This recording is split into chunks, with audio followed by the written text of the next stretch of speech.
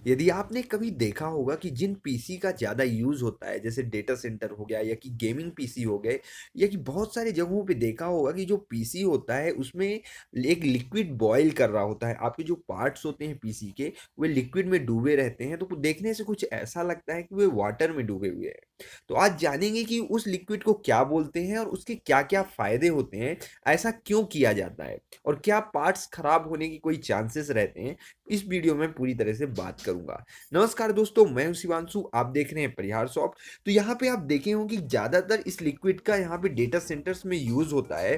तो ये क्या होते हैं, इनको two phase immersion cooling system बोलता है। Two phase immersion cooling system में क्या होता है कि यदि आपके पार्ट जो है वो हीट होते हैं, तो ये जो लिक्विड होता है पूरा हीट एब्जॉर्ब कर लेता है और एब्जॉर्ब करने के बाद ऐसा वेपर फॉर्म में यहाँ पे ट्रांसफर कर देता है, जिससे जो आपका सिस्टम है बहुत समय तक आप उसे यूज कर सकते हैं बिना किसी डैमेज के।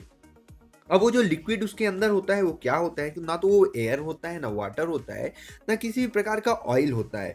उसे बोलते हैं dielectric heat transfer liquid. अब dielectric heat transfer liquid आपका लो बॉइलिंग पॉइंट का होता है। यहाँ पे 56 डिग्री सेल्सियस के बॉइलिंग पॉइंट पे वहाँ पे इस लिक्विड को रखा जाता है। इस लिक्विड को फिल करने के बाद यहाँ पे किसी भी तरह की पंप्स और जेट्स की ज़रूरत नहीं होती है।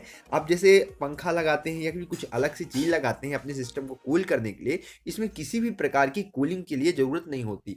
यहाँ पे कचड़े जो बार-बार कचरा आ जाता है, तो कचरा आने आपके यहाँ पे डिवाइस पे कचरा भी नहीं जाएगा। उसके बाद ये आपके डिवाइस को पूरी तरह ठंडा रखता है, पूरा इकोनॉमिकल फ्रेंडली होता है और यहाँ पे ऐसा जैसे आपका एनवायरमेंटल में वेपराइज़्ड होके यहाँ पे आपका हीट ट्रांसफ़र कर देता है। और यदि आप सोचेंगे कि किसी भी प्रकार के यहाँ पे इसमें आग लगने का इशू आ सकता है, तो यहाँ पे ये जो लिक्विड होता है, ये नॉन फ्लेमेबल लिक्विड होता है।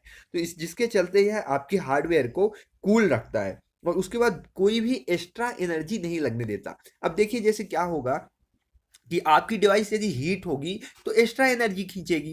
तो हीट होगी तो जो एक्स्ट्रा एनर्जी खींचेगी, तो वहाँ पे ये लिक्विड क्या करता है, उस हीट को दबा देता है, उस हीट को खुद एब्जॉर्ब कर लेता है, जिसके चलते जो एक्स्ट्रा एनर्जी लगने वाली होती है वह नहीं लग रही होती है।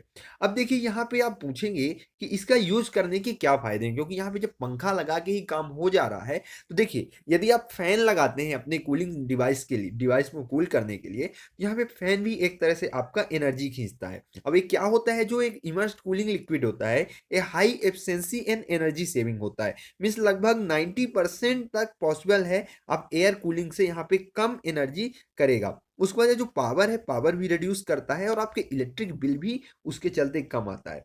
अब देखिए यहाँ पे कैसे एक काम करता है। तो देखिए जो आपके कंपोनेंट होते हैं वो वहाँ पे सबमर्ज्ड होते हैं, डूबे हुए होते हैं।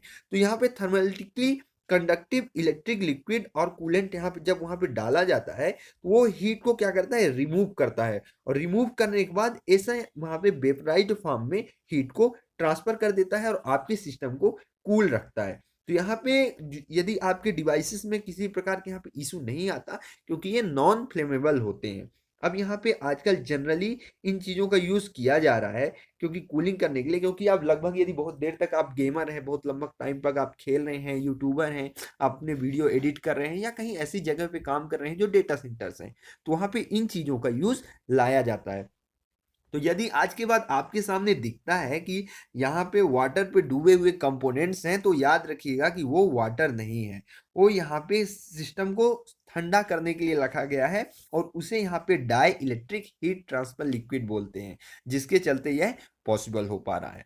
तो आशा करता हूँ दोस्तों कि मेरे द्वारा दी गई जानकारी आपको अच्छी लगी होगी, आपके लिए यूजफुल होगी। तो आप दूसरों तक भी इस जानकारी को शेयर करिए, चैनल को सब्सक्राइब कर लीजिए आने वाली ऐसी ही कुछ अपडेट्स के लिए। तो धन्यवाद दोस्तों, मिलते हैं एक नए वीडियो के साथ, तब तक के लिए जय हिंद, जय भारत।